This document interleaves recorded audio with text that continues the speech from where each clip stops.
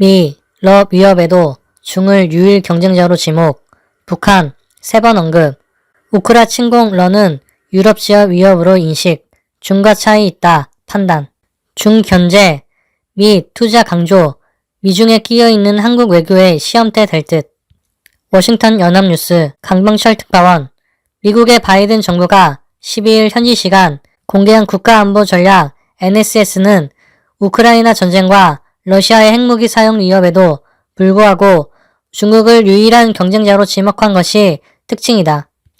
러시아의 우크라이나 침공으로 안보 전략 발표를 연기했음에도 중국이 유일하게 글로벌한 수준으로 전략적인 위협을 제기하고 있다고 보고 5월 국무부 차원의 대중전략 발표에 이어 국가안보보장이사회의 NSC 차원에서의 안보 전략을 발표하고 대응에 나선 것이다.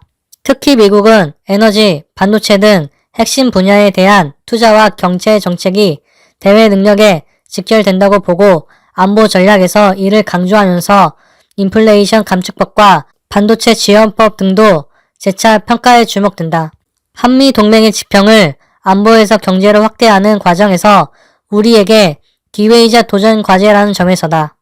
동시에 미국 및 중국과의 관계 설정과 그 사이에서 우리의 국익을 극대화하는 문제도 계속 시험대에 놓이게 됐다.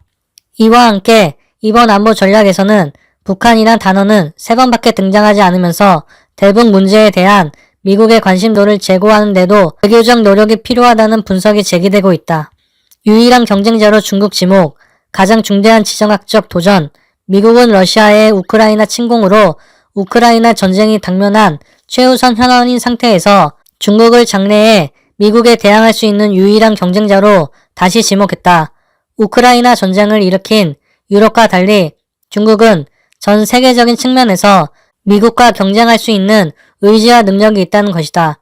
앞서 미국 국무부는 지난 5월 대중 전략을 발표하면서 중국에 대한 이런 평가를 한 바 있는데 이번에 안보 전략에도 명기한 것이다.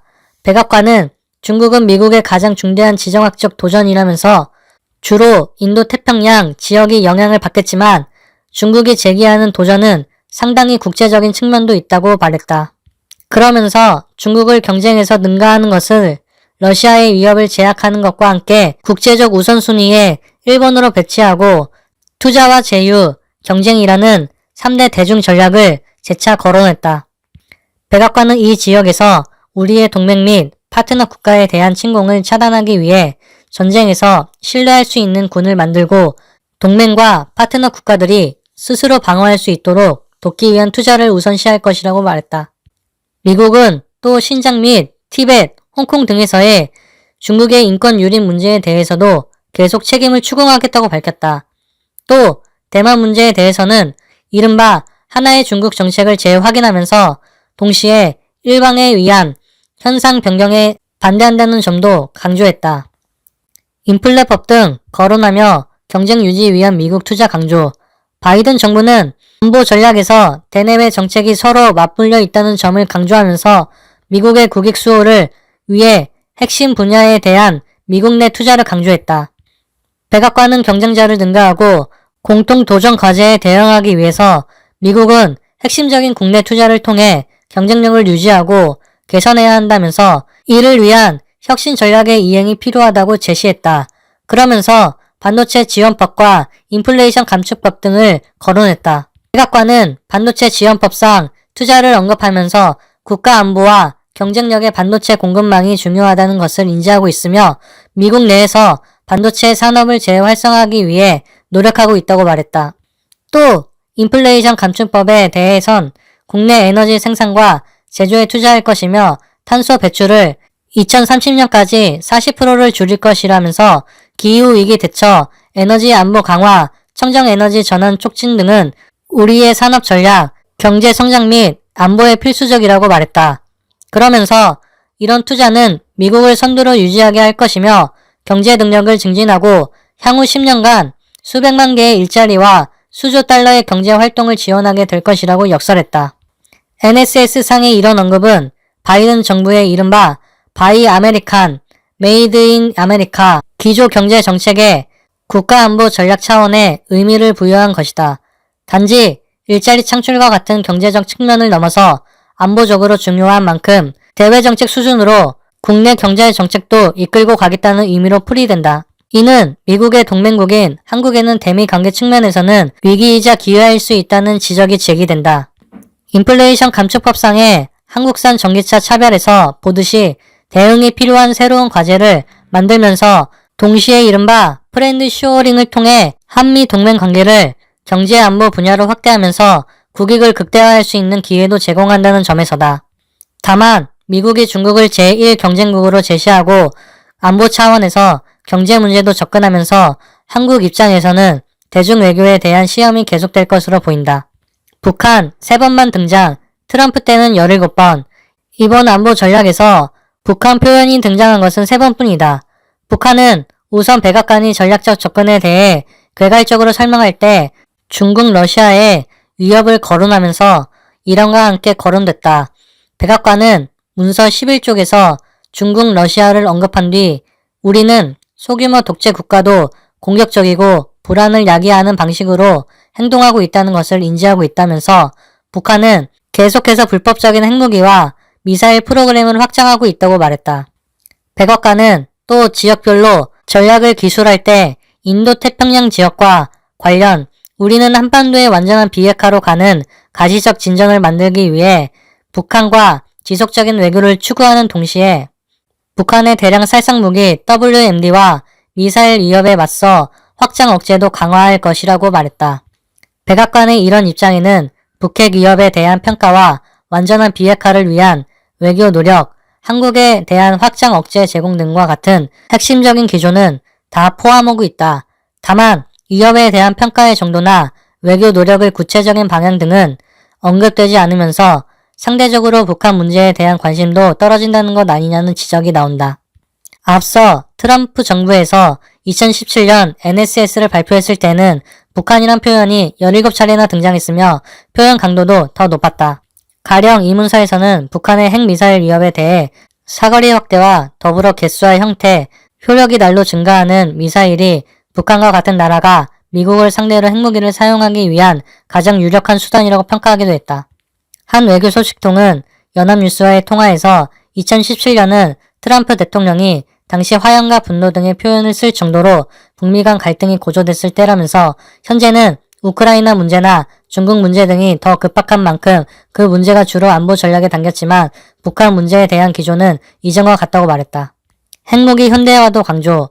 백악관은 안보 전략에서 군 현대화를 강조하면서 핵 억제 능력도 강조했다. 핵무기를 통해 전략적인 공격을 억제하면서 동맹국가 파트너 국가의 안전을 보장할 수 있다는 이유에서다. 백악관은 2030년대에 미국은 처음으로 2개의 주요 핵보유국을 억제해야 할 것이라면서 2개의 주요 핵보유국은 현대적이고 다양하게 국제적이고 지역적인 핵무력을 유지할 것이라고 말했다. 국가명은 언급하지 않았으나 러시아와 함께 중국도 지역 및 국제적으로 핵무기 사용 능력을 갖출 것으로 보는 것으로 분석된다. 미국은 이에 대응해 핵무기 등을 현대화하고 확장 억제 공약을 강화하겠다고 밝혔다.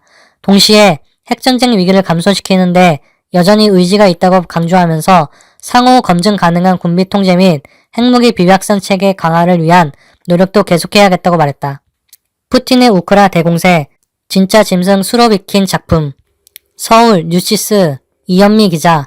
블라디미르 푸틴 러시아 대통령은 우크라이나의 대대적인 미사일 공격을 강행하도록 만든 장본인이 누구인지를 이번 주 초 언뜻 내비쳤다.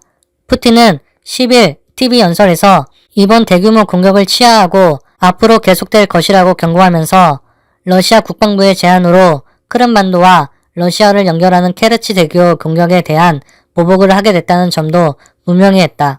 영국 일간 파이낸셜 타임즈 FT는 11일 현지 시간 푸틴의 발언은 지난 8일 우크라이나 군사작전 총사령관으로 지명된 강경매파 세르게이 수로비킨을 가리킨다고 보도했다.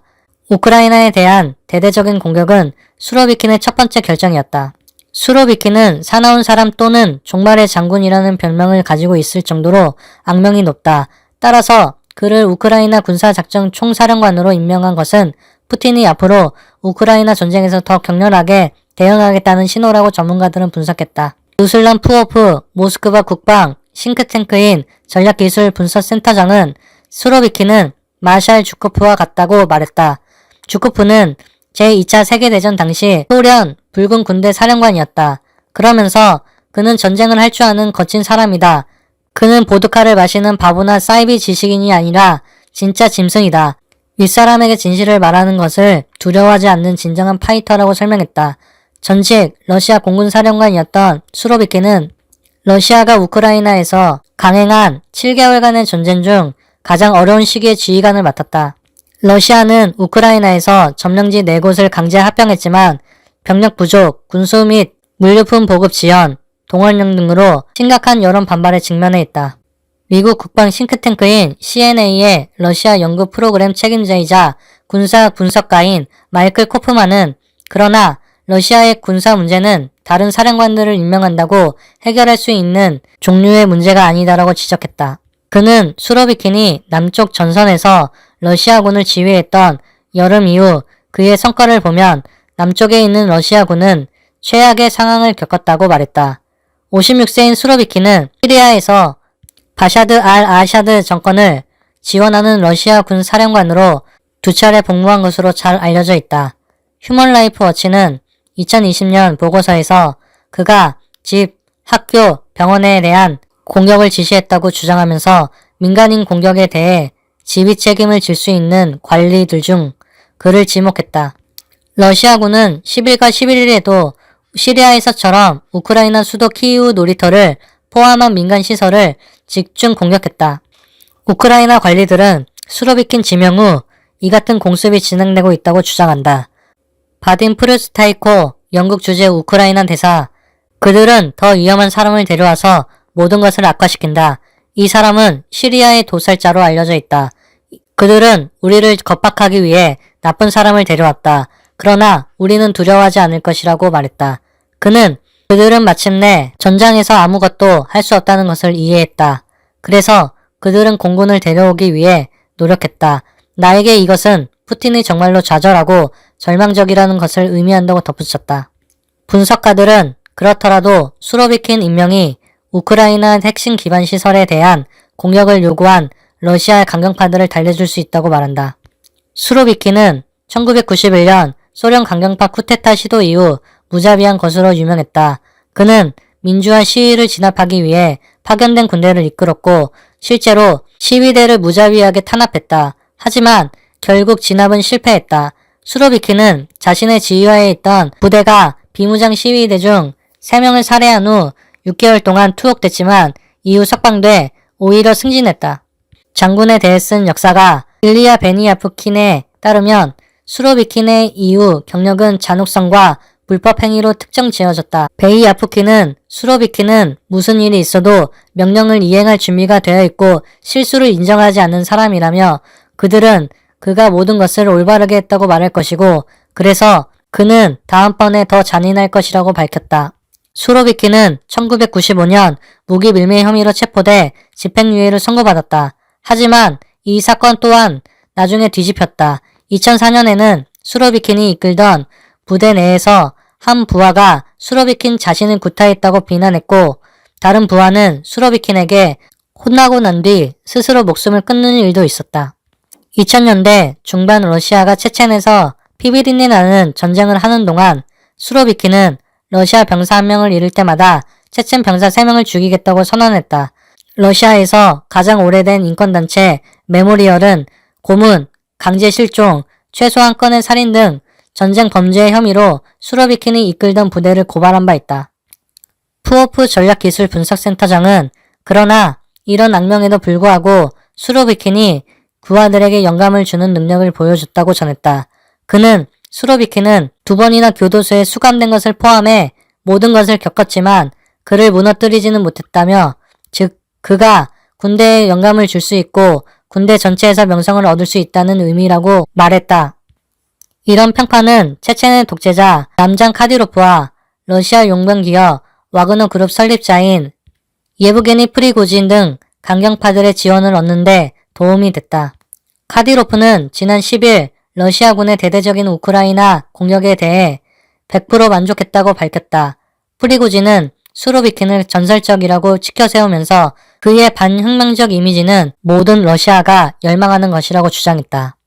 프리고진은 지난 주말 소셜미디어 SNS에 수로비킨은 1991년 8월에 모든 탄약을 탱크에 넣을 시간이 없다며 그가 그렇게 했다면 우리는 10배 더 강력한 나라에서 완전히 다르게 살고 있었을 것이라고 했다.